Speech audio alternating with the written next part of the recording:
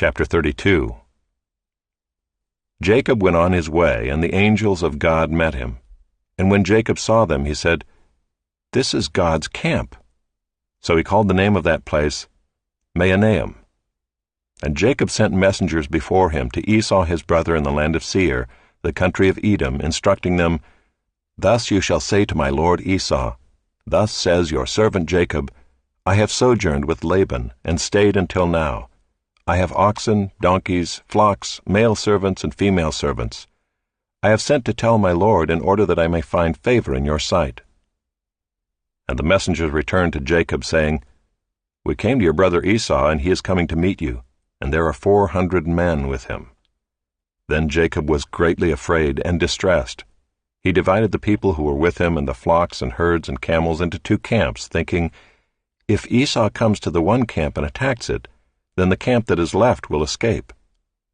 And Jacob said, "O God of my father Abraham, and God of my father Isaac, O Lord, who said to me, Return to your country and to your kindred, that I may do you good. I am not worthy of the least of all the deeds of steadfast love and all the faithfulness that you have shown to your servant. For with only my staff I crossed this Jordan, and now I have become 2 camps. Please deliver me from the hand of my brother, from the hand of Esau, for I fear him, that he may come and attack me, the mothers with the children. But you said, I will surely do you good, and make your offspring as the sand of the sea, which cannot be numbered for multitude." So he stayed there that night, and from what he had with him he took a present for his brother Esau, 200 female goats and 20 male goats, 200 ewes and 20 rams, 30 milking camels and their calves, 40 cows and 10 bulls, 20 female donkeys and 10 male donkeys.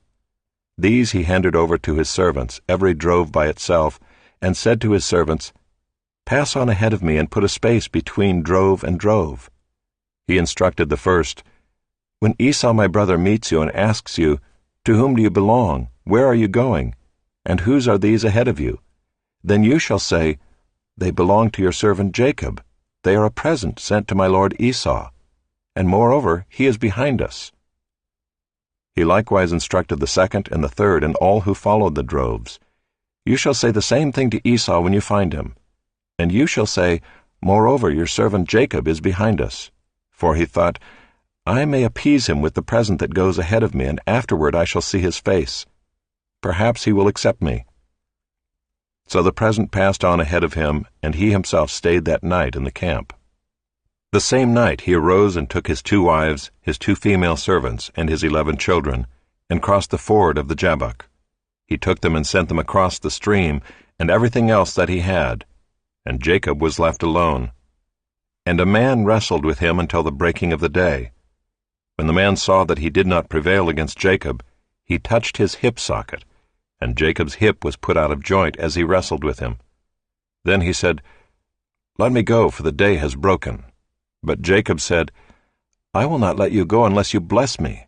And he said to him, "What is your name?" And he said, "Jacob."